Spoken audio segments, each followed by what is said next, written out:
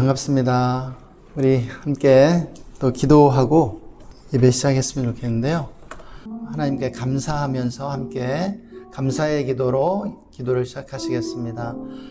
하나님, 우리와 함께 해주시고 또 우리와 은혜를 베풀어 주셔서 감사합니다. 우리에게 큰 은혜 주신 하나님을 찬양합니다.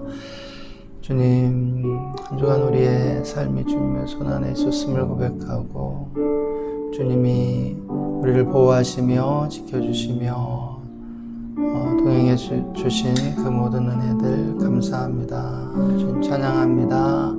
또 이 시간 주님을 예배함이 우리의 기쁨임을 고백합니다. 주님 감사합니다.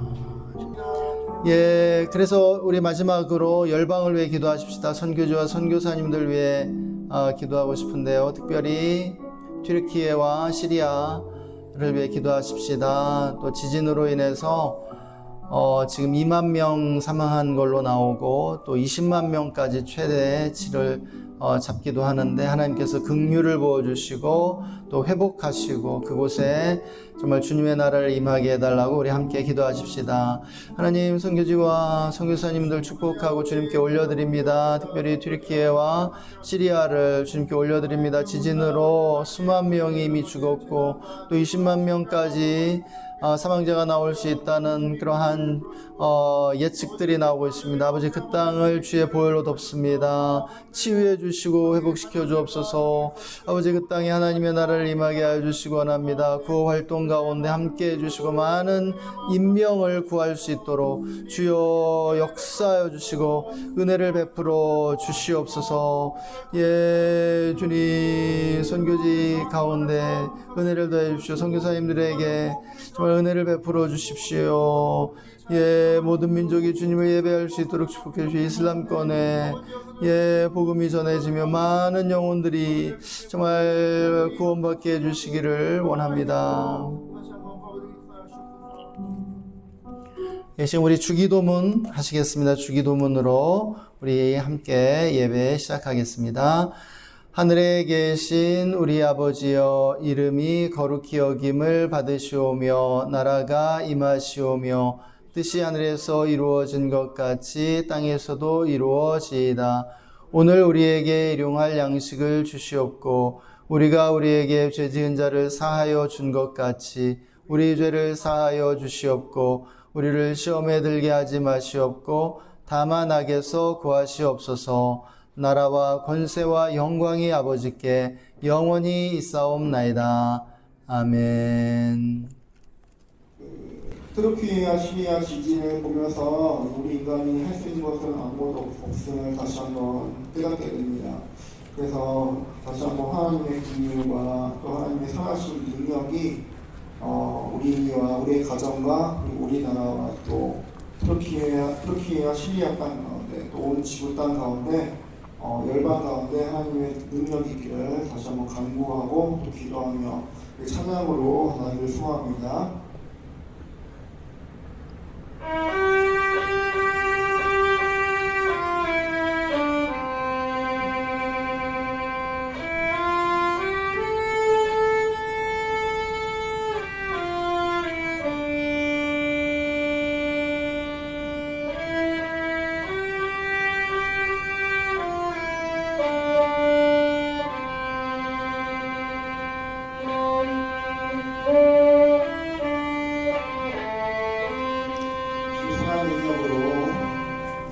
주선한 능력으로 하시네. 그 크신 팔로 날 붙드시네.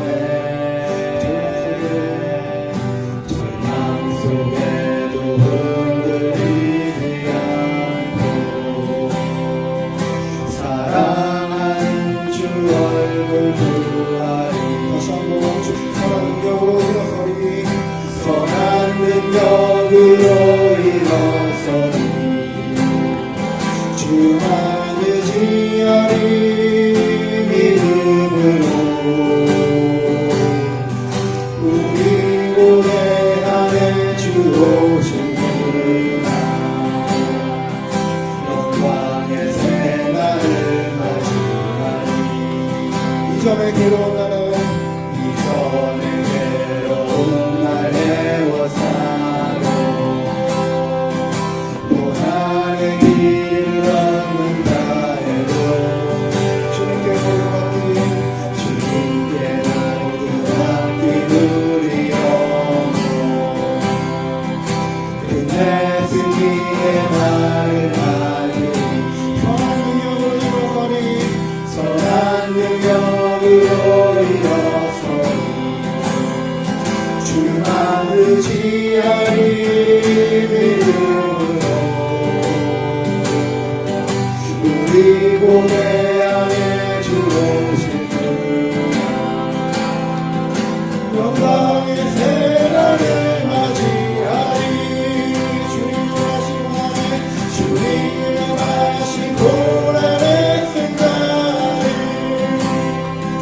우리도 감사하며 받으리 주님의 남은 고난 체험하며 예수와 모두 위에 살리라 선한 능력으로 일어서니 주 하늘이 하리 믿음으로 우리 고뇌 안에 주 오신 그날 승리의 새날을 맞이하리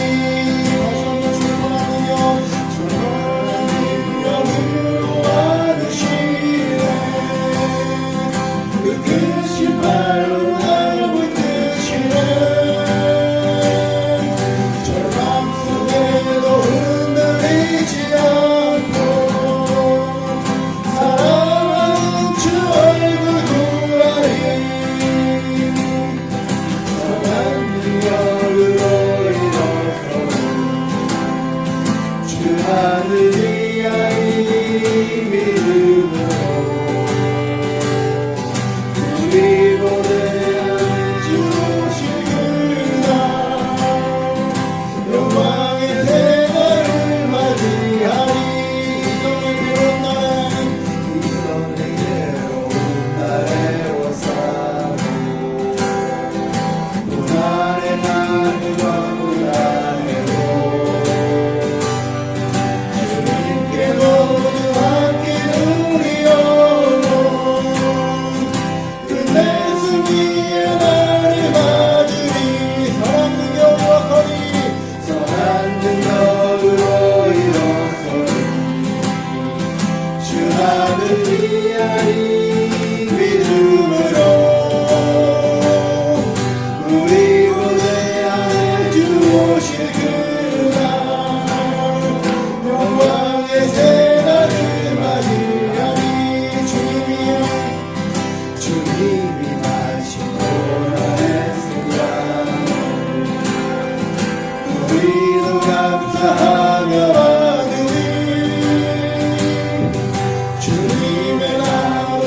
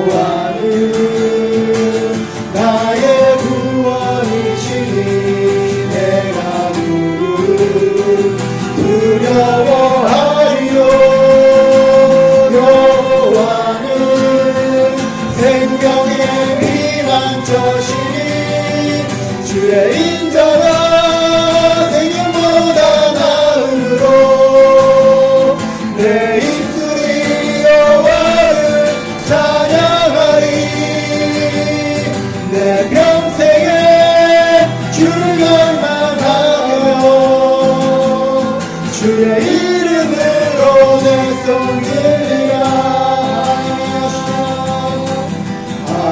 하나님이시여 하나님이시여 주는 나의 하나님이시로다. 나의 몸과 마음 주를 닮아가며 이제 내가 주께 고백하는가.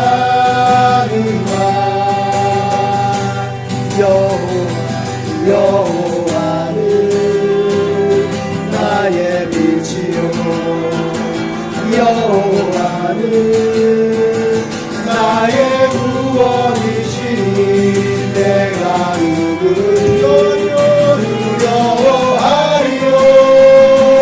여호와는 생명의 피난처시니 주의 인자가 생명보다 나으므로 내 입술이 여호와를 찬양하리.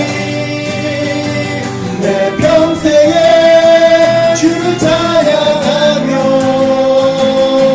주의 이름으로 내 손 들리라. 오신 신실하신 주 오신 신실하신 주 내 너를 떠나지도 않으리라. 내 너를 떠나지도 않으리라. 내 너를 버리지도 않으리라. 약속하셨던 주님 그 약속을 지키사 이후로도 영원토록 나를 지키시리라 확신하네. 하나님 한 번도 나를 실망시킨 적 없으시고 언제나 공평과 은혜로 나를 지키셨네. 오신실하신 주 오신실하신 주 내 너를 떠나지도 않으리라. 내 너를 버리지도 않으리라. 약속하셨던 주님 그 약속을 지키사 이후로도 영원토록 나를 지키시리라 확신하네. 지나온 모든 세월이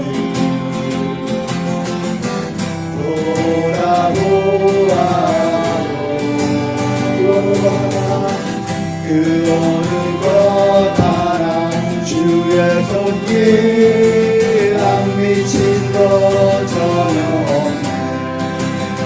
오신실하신 주 오신실하신 주 오신실하신 주 내 너를 떠나지도 않으리라. 내 너를 버리지도 않으리라. 약속하셨던 주님 그 약속을 지키사 이후로도 영원토록 나를 지키시리라 확신하네. 오신실하신 주 오신실하신 주 오신실하신 주 내 너를 떠나지도 않으리라.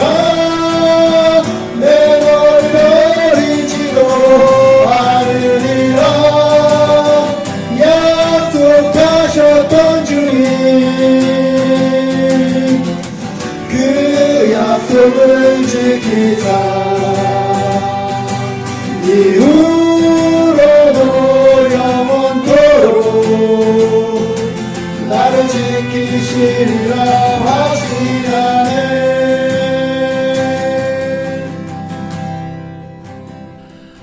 하나님 감사합니다. 우리의 예배 가운데 임재하시는 예수 그리스도를 찬양합니다. 주님, 우리의 예배 가운데 예수님이 보좌를 정하시고 좌정하셔서 다스려 주시기를 원합니다. 예수님으로 충만한 예배를 드리기를 원합니다. 주님, 함께 예배하는 우리 모든 지체들을 축복하여 주시옵소서. 우리 양관수 집사님, 제이선 집사님, 선혜수의 주애를 축복해 주시고 또한 늘 건강함으로 인도해 주시기를 원합니다. 우리 전도사님에게도 날마다 성령의 기름 부음으로 기름 부어 주시고 또 사역자로서 말씀의 사람 될 수 있도록 인도해 주옵소서. 하나님, 또한 우리나라 기억해 주십시오. 수원이 의로운 도시가 되게 해주시고 하나님의 영광으로 충만한 도시 되게 해주시길 원합니다. 또한 우리나라가 하나님의 나라 되게 해주십시오. 평화를 내려주시고 모든 영역들에 부흥을 임하게 해주시기를 원합니다. 남과 북 평화통일 이루게 해주시기를 원합니다. 또한 지진으로 정말 수많은 그러한 인명이 목숨을 잃은 튀르키예와 시리아 긍휼히 여겨주시고 또한 그 땅을 치료하여 주시옵소서. 또한 그 땅에 하나님의 풍성한 구원을 임하게 해주시고 많은 영혼들이 주님께 나아올 수 있도록 아버지 이 재난의 현장 가운데 주님이 친히 찾아가 주시기를 원합니다. 하나님, 또한 이 시간 말씀 가운데 우리가 주님의 음성에 귀 기울입니다. 주님의 음성 들려주시고 시간 성령으로 역사해 주시기를 원합니다. 감사드리며 주 예수님의 이름으로 기도했습니다. 아멘. 네, 오늘 우리에게 주시는 하나님의 말씀 히브리서 3장 2절에서 6절까지의 말씀입니다. 우리 다 함께 한 목소리로 말씀 읽겠습니다. 저가 자기를 세우신 이에게 충성하시기를 모세가 하나님의 온 집에서 한 것과 같으니 저는 모세보다 더욱 영광을 받을 만한 것이 마치 집 지은 자가 그 집보다 더욱 존귀함 같으니라. 집마다 지은 이가 있으니 만물을 지으신 이는 하나님이시라. 또한 모세는 장래에 말할 것을 증거하기 위하여 하나님의 온 집에서 사환으로 충성하였고 그리스도는 그의 집 맡은 아들로 충성하였으니 우리가 하나님의 담대함과 자랑을 끝까지 견고히 잡으면 그의 집이라. 아멘. 할렐루야. 네, 날마다 우리의 문제를 해결해 주시는 예수님을 찬양합니다. 오늘 말씀은 성경에서 충성의 모델로 모세와 예수님을 제시해 주고 있는 본문의 말씀입니다.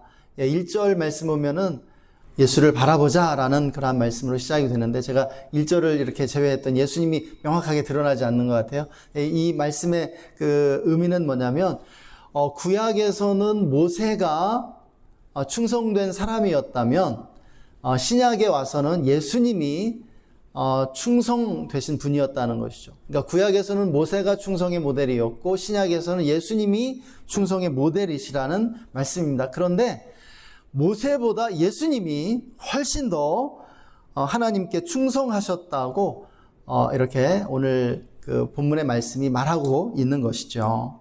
제가 오늘 개역 한글판으로 읽었는데요. 개역 한글판에서는 이 충성이라고 명확하게 번역하고 있고요. 이것을 현대에 와서 이제 개역 개정판에서는 신실함으로 이렇게 바꾸었습니다.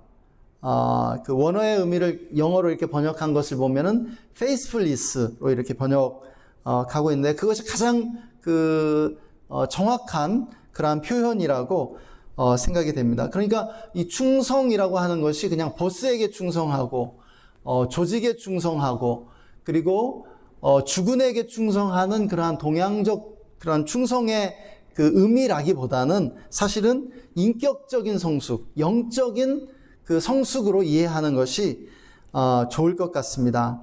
그러니까 그 성경이 말하는 충성은 바로 그런 충성이에요.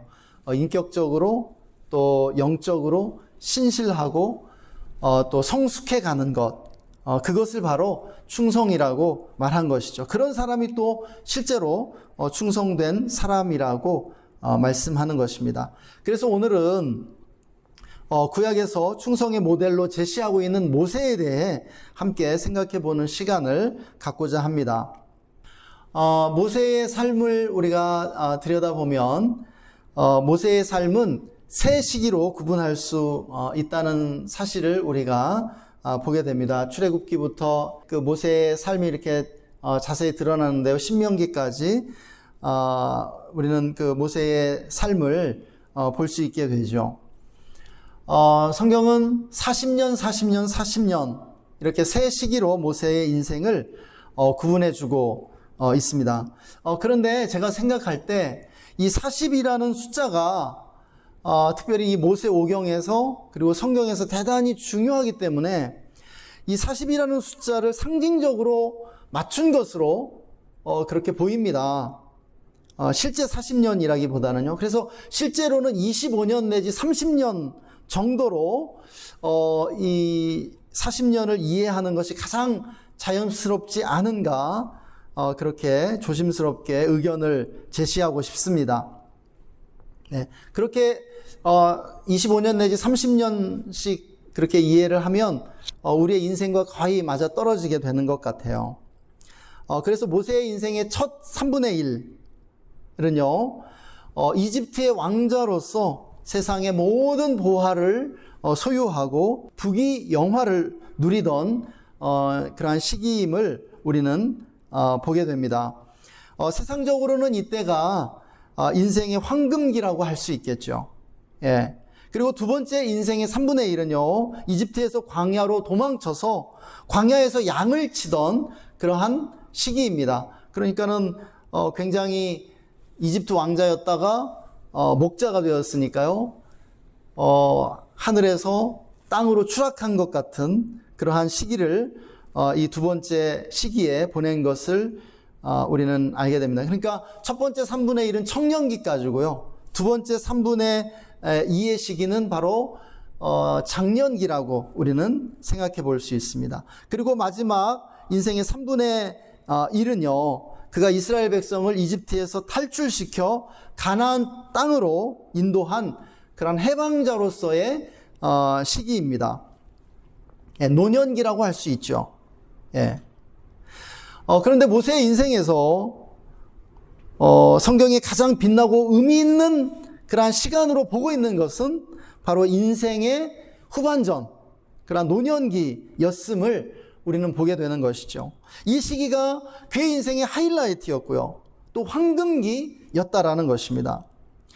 그 이전까지의 시기, 그러니까 인생의 그 청년기와 장년기까지의 시기, 그러니까 노년기 이전의 이 시기는요, 바로 노년기를 준비하는 시간의 다름 아니었다라고 하는 것이에요.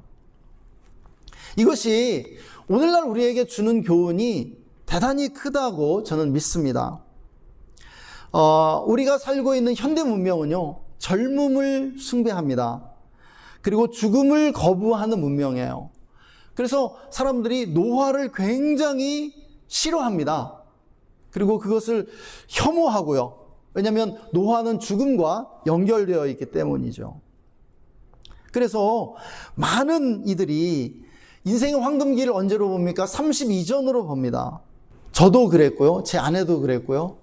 우리가 만나서 이야기를 해보니까 알게 된 것이 있어요. 그건 뭐냐면, 어렸을 때 어떻게 생각했냐면 40이 되면 죽어야 되겠다. 이렇게 생각을 청소년기에 했다라는 것입니다. 그러니까 40 이후의 시간은 너무 비참하게 느낀 거예요. 그거는 정말로 우리가 맞이하고 싶지 않은 그러한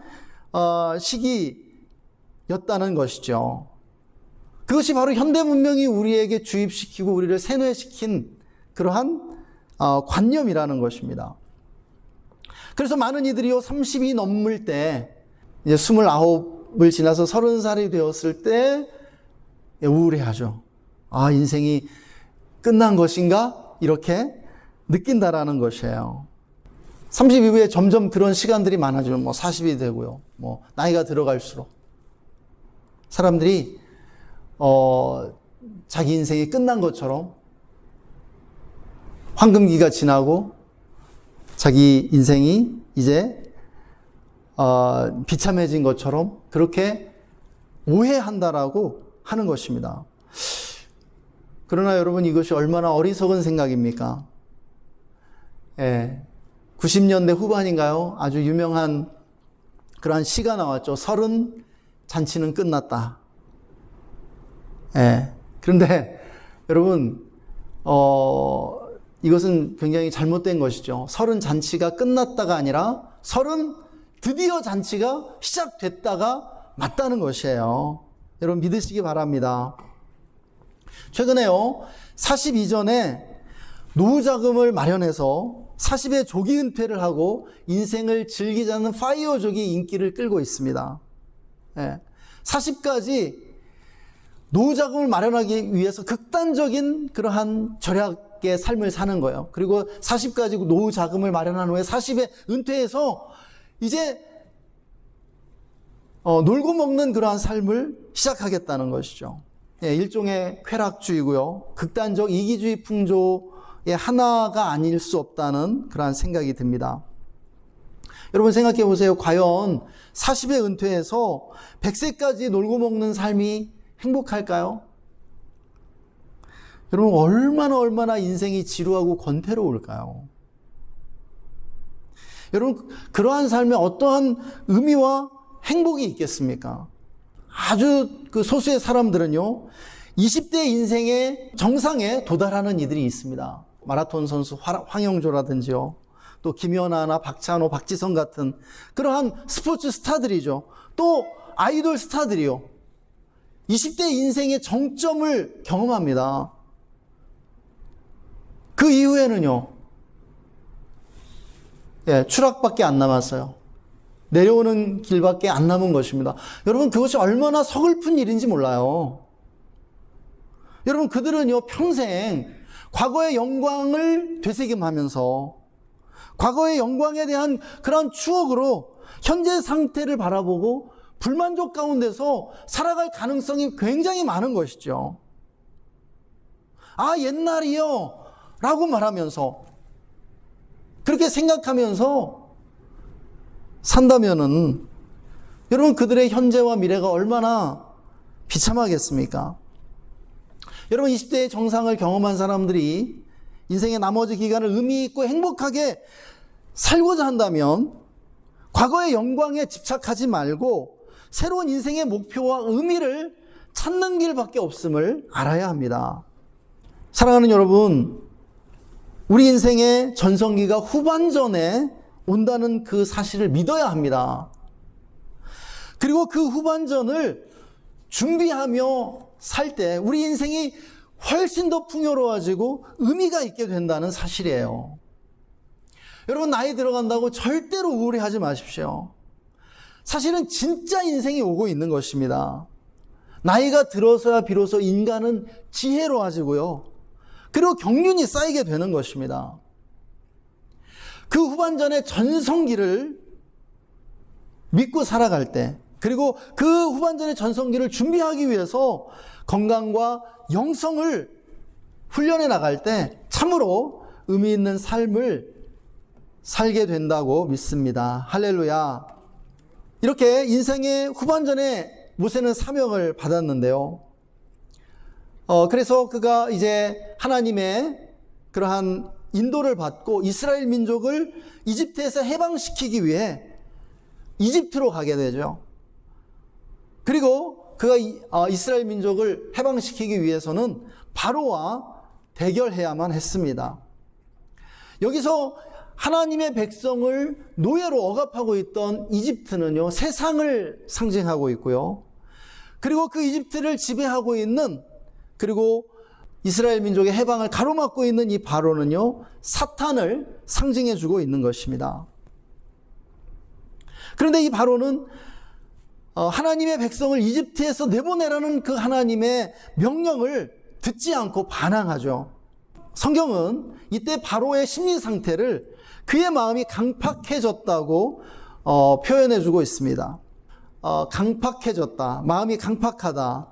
여러분, 그것은 어떤 상태를 말하는 것일까요? 마음이요, 돌처럼 딱딱하게 굳어진 상태를 의미하는 것이죠. 이제 하나님께서 이집트에 10가지 재앙을 내리시죠.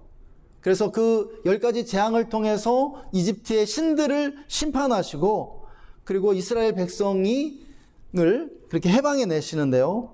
바로는 하나님의 심판이 주어질 때마다, 그 10가지 재앙이 차례로 찾아올 때마다 지금 당장의 고통을 피하기 위해서 이스라엘 백성을 보내주겠다고 거짓 약속을 하게 됩니다.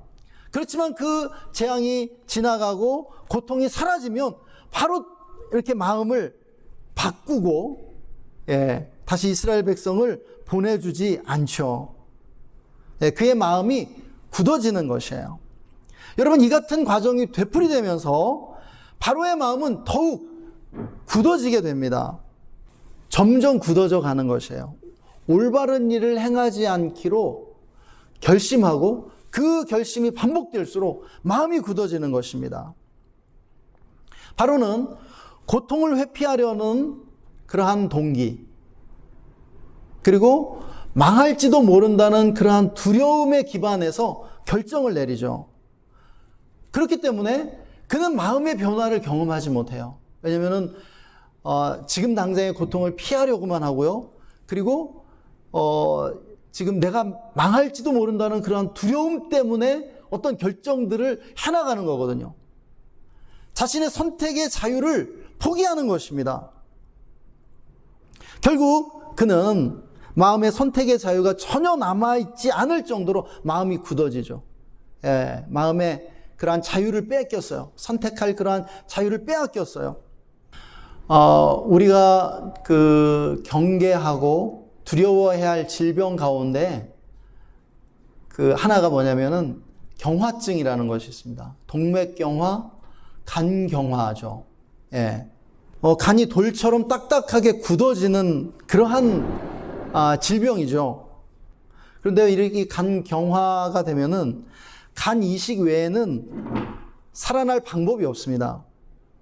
그런데 여러분, 간경화, 동맥경화보다도 더 무서운 마음의 질병이 있다는 거예요. 영적인 질병이 있다는 것이에요. 그것이 무엇이냐면 바로 마음이 굳어지는 질병이라는 것입니다. 바로는요, 마음이 돌처럼 딱딱하게 굳어졌어요. 여러분, 이렇게 마음이 굳어지고 있을 때의 증상이 무엇일까요? 완고해지고 고집이 세지는 것입니다. 이런 사람들은요, 다른 사람의 말에 귀 기울이거나 충고를 듣지 않으려고 해요. 충고를 들을 수가 없습니다. 왜냐하면 마음이 굳어져 있거든요. 그래서 귀가 닫혀 있고요, 마음이 닫혀 있습니다. 그런데 성경은요, 이렇게 완고하고 고집이 센 것을 좋게 말하지 않습니다.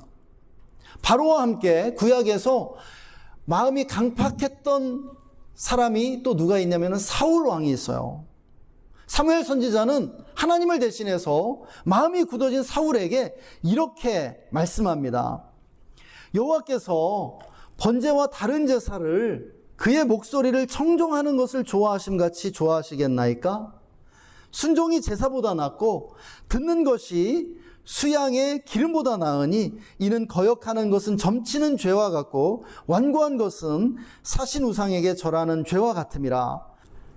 마음이 굳어지면은요,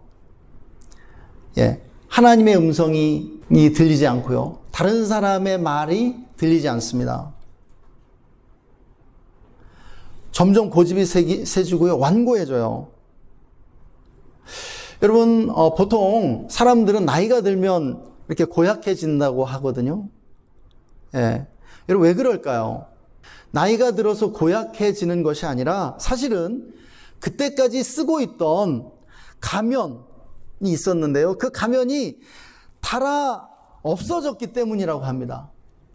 젊은 시절에는 다른 사람들에게 좋게 보이려고, 좋은 사람처럼 보이려고 이 가면을 쓰고 살았는데, 나이가 들어서 시간이 지나다 보니까 그 가면이 다 달아 빠지더라는 것이에요. 그래서 이제 맨 얼굴이 드러난 것이죠. 예. 무엇이 문제였어요? 그의 마음이 변화되어야 했는데, 마음이 변화되지 않은 채로 점점 굳어졌다라는 것입니다. 여러분, 우리는 나이가 들면서 마음이 변화되고 인격이 성숙되어야 할 줄 믿습니다. 우리가 인생의 후반전에 가면서 우리가 죽을 때까지 가져야 할 목표는 바로 그것이에요. 마음이 변화되어야 한다는 것이죠. 모세는요, 그런 사람이었습니다. 그러면 그는 어떻게 이렇게 마음이 끊임없이 변화될 수 있었을까요? 우리가 성경을 보면은요, 모세는요, 자기 생각, 자기 고집, 자기 뜻대로 하고 싶을 때가 많았습니다. 그런데요, 그가 하나님의 음성을 듣고요, 하나님의 뜻에 끊임없이 자기 자신을 맞추는 것을 봐요. 그래서 그의 몸은 점점 늙어갔지만 그의 마음은 점점 더 젊어져 간 것을 우리는 보게 되는 것이죠. 여러분, 마음이 젊은 사람들이 있어요. 눈에 생기가 있고요, 끊임없이 다른 사람들에게 젊은 사람과 만났는데도 그 사람보다 더 젊은 마음의 상태를 유지하는 사람들이 있어요. 그런 사람들은요, 젊은 사람에게도 막 배우려고 하고요, 궁금해하고요, 끊임없이 이 굳은 마음을 깨뜨리는 것이죠. 모세는요, 자신의 마음을 깨뜨렸어요. 하나님 앞에 자신의 고집을 깨뜨리고요, 자신의 그 굳은 생각, 굳은 확신들을 깨뜨렸어요. 내 생각이 꼭 맞는 건 아니에요. 그렇죠? 내 생각이 틀릴 때가 많아요. 내가 확신했는데 사실은 그게 틀린 정보일 때가 굉장히 많더라고요. 저도 보면. 모세는 자기 생각 내려놓고 하나님의 말씀에 설득되었습니다. 예, 여기서 중요한 단어는 설득된다라는 것이에요. 설득당한다. 여러분, 믿음이라는 말이 그 헬라어 원어를 보면은 그 어디에서 오냐면 페이소라고 하는 그런 단어에서 오거든요. 그런데 이게 동사로 쓰일 때 이것이 수동 형태로 쓰이고요, 수동태로 쓰여요. 그런데 이 믿는다라는 말이 설득당한다라는 말과 같이 쓰입니다. 동일하게 써요. 예. 그러니까 믿는다는 말은요, 설득당한다라는 말이에요. 설득된다라는 말입니다. 하나님 말씀에 끊임없이 설득되는 것이죠. 설득당하는 것이에요. 말씀에 설득됨으로 내 생각, 내 고집을 버리고 하나님의 뜻을 따라갈 때 우리의 마음이 끊임없이 변화되고 성숙해질 줄 믿습니다. 마음이 부드러운 모세, 마음을 스스로 깨뜨렸던 이 모세가 마음이 굳어진 바로를 대결해서 승리할 수가 있었죠. 그래서 이스라엘 민족을 이제 해방시켜서 이스라엘 민족을 데리고 나오게 됩니다. 그렇지만 지도자로서 모세의 삶은 쉽지 않았죠. 지도자로서의 진짜 싸움은 이스라엘 민족을 해방시켜서 이집트로부터 나오는 바로 그 순간부터 시작되었음을 우리는 보게 됩니다. 예, 이때부터 진짜 어려움이 시작되었죠. 예, 바로보다도 더 큰 어려움이 모세에게 주어지기 시작합니다. 그것이 무엇입니까? 백성들이 끊임없이 원망하고 불평하고 모세를 비난했던 것입니다. 하루도 편한 날이 없었죠. 하루도 쉽게 지나가는 날이 없었음을 보게 됩니다. 그런데 모세가 성공적인 지도자가 될 수 있었던 비결이 있죠. 바로 온유함과 인내였습니다. 이 온유함과 인내는요, 쌍둥이입니다. 예, 어느 한쪽이 없이 다른 쪽이 없다라고 할 수 있어요. 모세는 백성들의 터무니없는 그러한 원망과 불평과 비난에 대해 신경 꺼야 했습니다. 신경 꺼. 그러려니 원래 사람들은 저렇지 하면서 그렇게 생각해야 했던 것이죠. 그들의 원망과 불평과 비난을 인내했습니다. 인내하고 또 인내했죠. 인생은 인내죠. 우리의 인생을 잘 사는 유일한 방법이 있다면 인내하는 것입니다. 우리가 어느 분야에서든지 성공하고자 한다면 인내해야 돼요. 인내하지 않고는 어떠한 목표도 이룰 수 없다라는 것입니다. 여러분, 우리 모두 리더라고 저는 언젠가 말씀드렸어요. 우리 모두 리더가 돼야 할 필연적인 그러한 운명을 가지고 태어났어요. 그런데요, 리더는 어떤 사람이냐면 사람들의 비난과 원망과 불평을 받아야만 하는 사람이라는 것입니다. 가장 위대한 리더이신 예수님조차도 사람들에게 비난받고 십자가에 못 박혔다는 사실을 우리는 늘 기억하고 살아야 해요.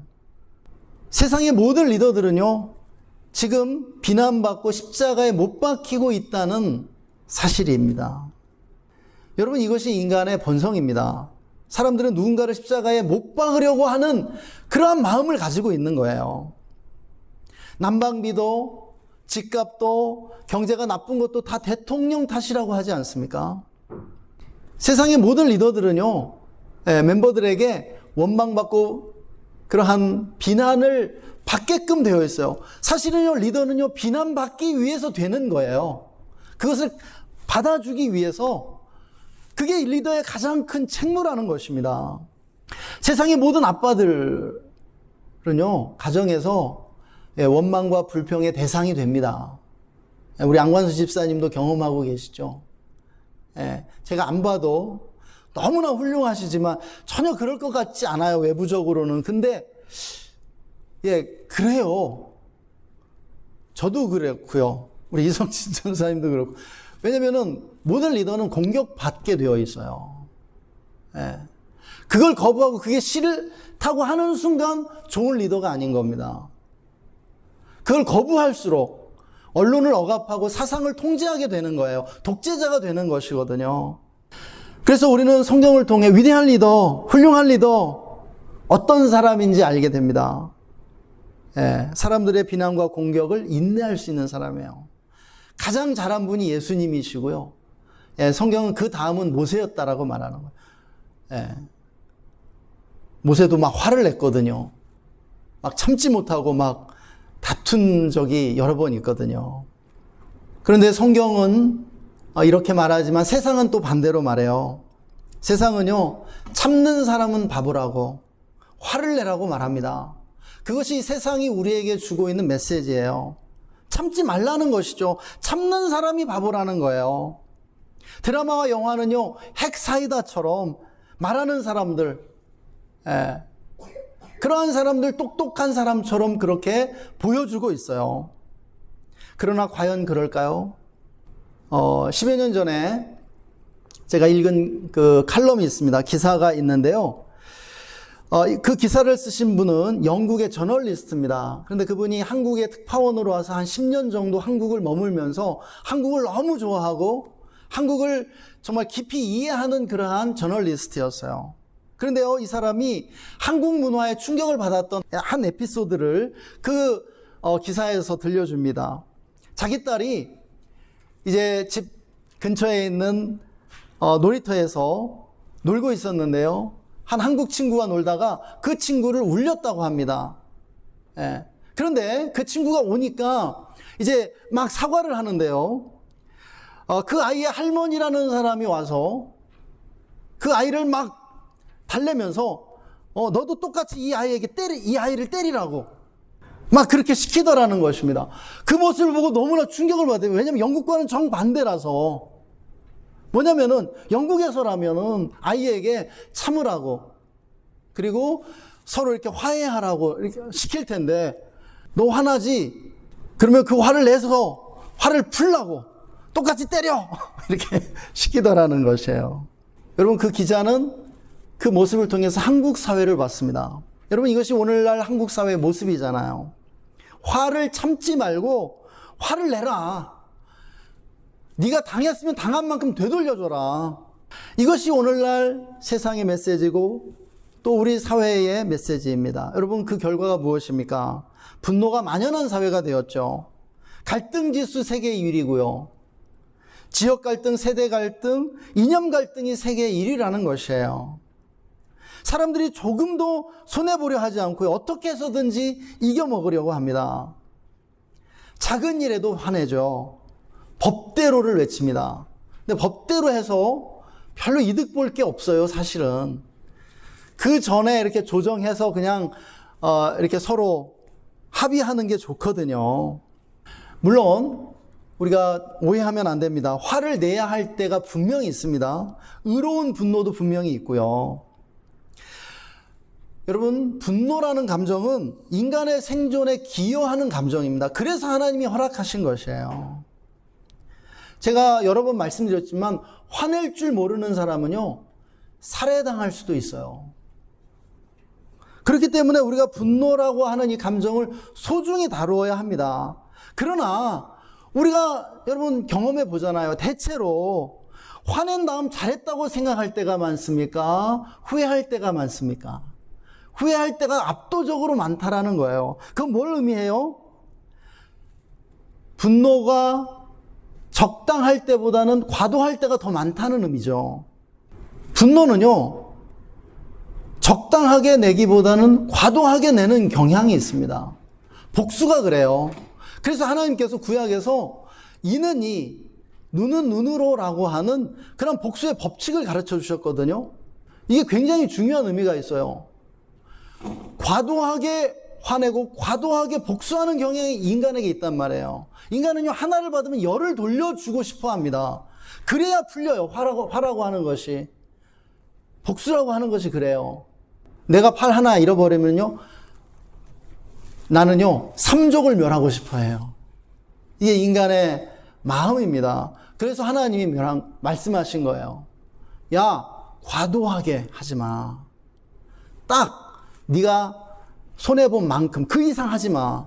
그런데 그거 얼마나 어려운지 아세요? 이빨 하나 빠졌어요. 싸워서. 그 이빨 하나만 빼야 돼요. 굉장히 어렵거든요. 빼다가 하나 더 빠질 수 있어요. 그럼 또 자기 또 빼야 되거든요. 예.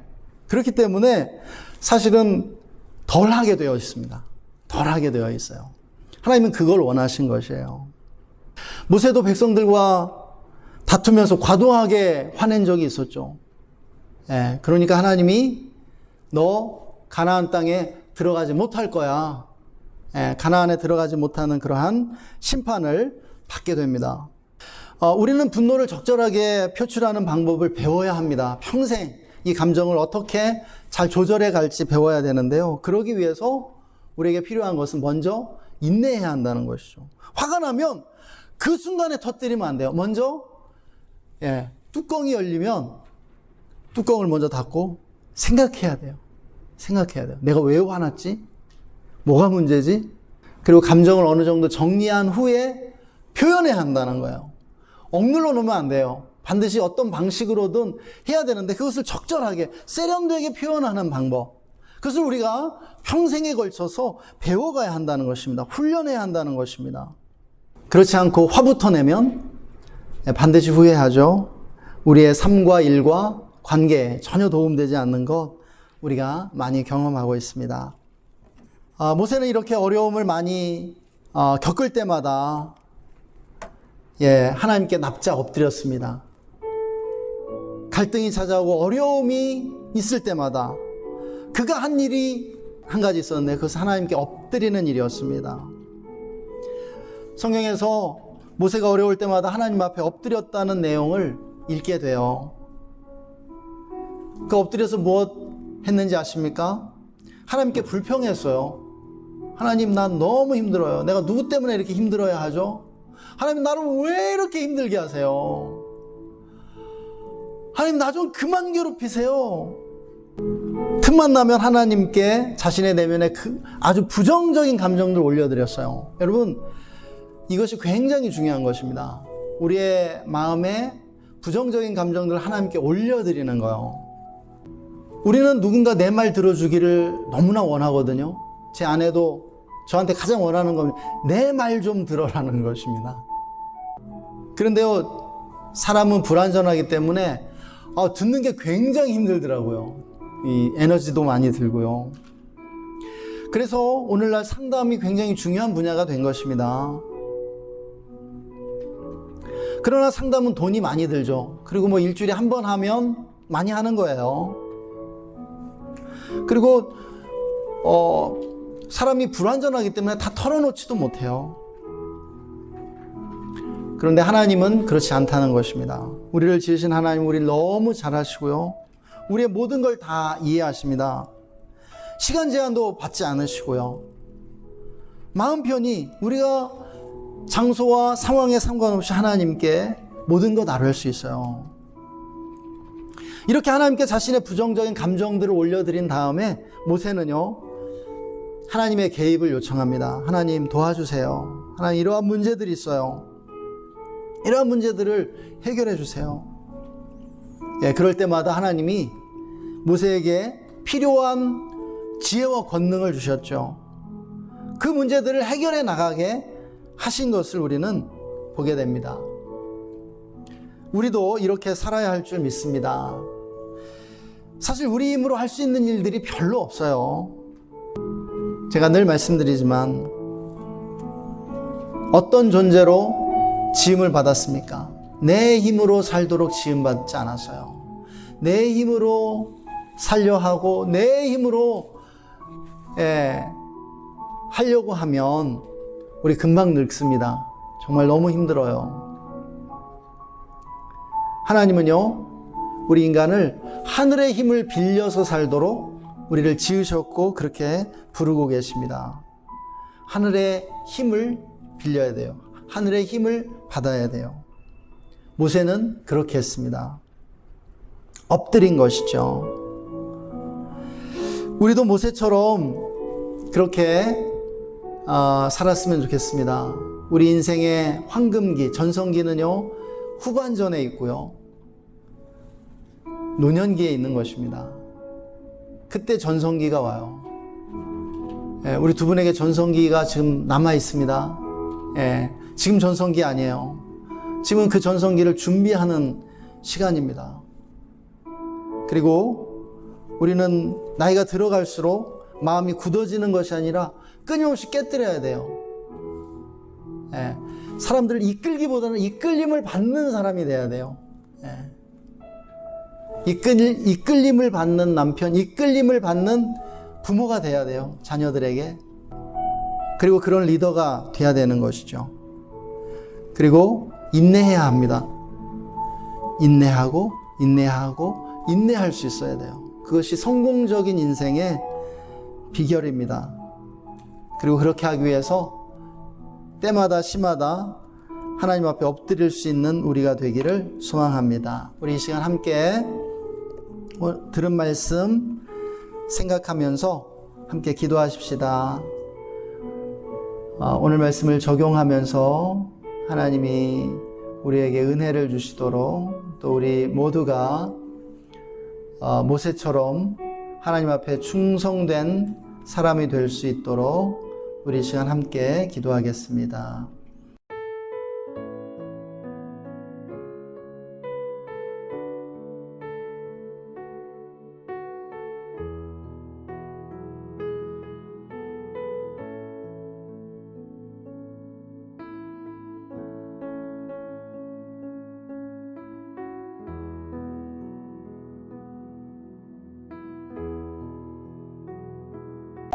하나님, 오늘도 우리에게 말씀해 주셔서 감사합니다. 주님, 인생의 황금기가 30 이전이 아니라 30 이후에 비로소 인생이 시작되고, 인생의 후반전에 황금기가 비로소 찾아옴을 믿고 준비하며 살아가는 우리들이 되게 하여 주옵소서. 또한 마음이 굳어져 가는, 마음이 늙어가는 사람이 아니라 마음이 점점 더 젊어지는 사람 되게 해주십시오. 더 부드러워지며 열리며 또한 융통성 있고 유연한 마음의 소유자들이 되게 해주시기를 원합니다. 아버지, 우리의 인생에 인내의 열매가 있게 해 주옵소서. 인내는 쓰나 그 열매는 단 줄 믿습니다. 인내의 풍성한 달고 선한 열매들을 많이 거둘 수 있도록 인도해 주시기를 간구합니다.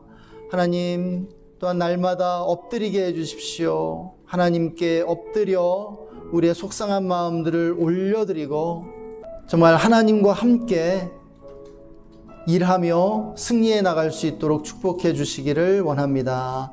감사하며 주 예수님의 이름으로 기도했습니다. 아멘. 찬양 한 곡 하겠습니다.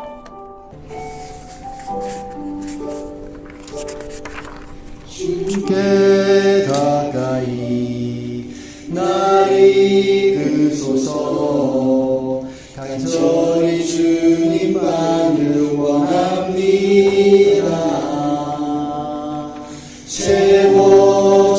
채워주소서. 주의 사랑을 진정한 찬양 드릴 수 있도록 주께 가까이 날 이끄소서. 간절히 주님만을 원합니다. 채워주소서.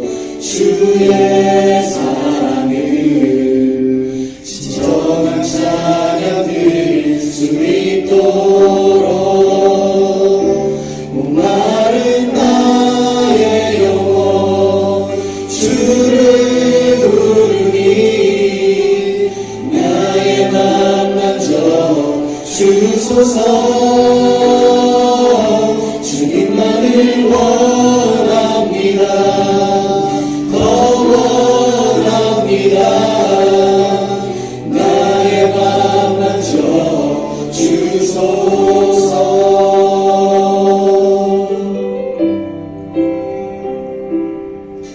주께 가까이 날 이끄소서. 간절히 주님만을 원합니다. 채워주소서. 주의 사랑을 진정한 찬양 드릴 수 있도록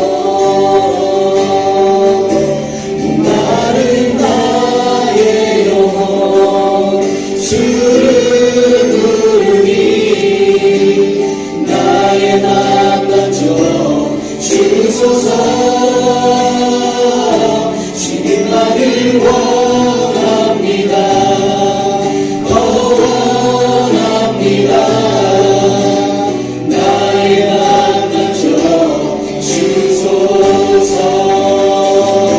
목마른 나의 영혼 주를 부르니 나의 맘 만져 주소서.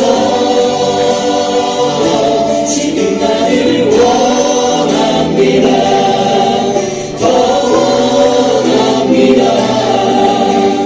나의 맘 만져 주소서. 슬픈 대신이라는 제 대신 화가는 근심 대신 찬송을 찬송의 옷을 주셨네. 슬픈 대신이라니 제 대신 화가니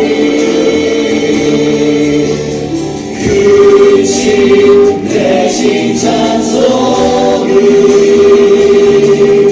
찬송의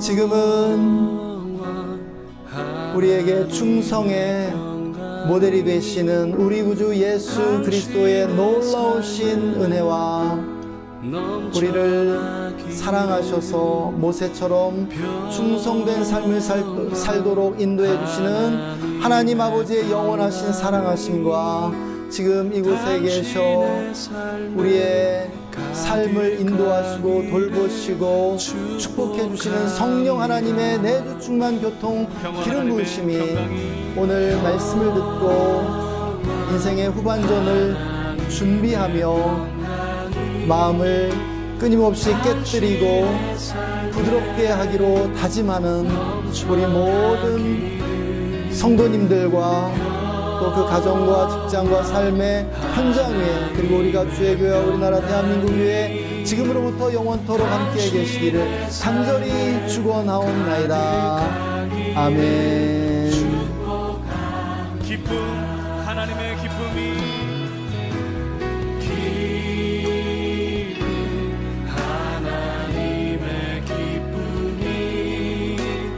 당신의 삶에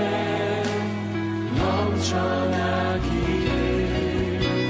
기쁨 하나님의 기쁨이 당신의 삶에 가득하기를 또 다른 분에게 소망 하나님의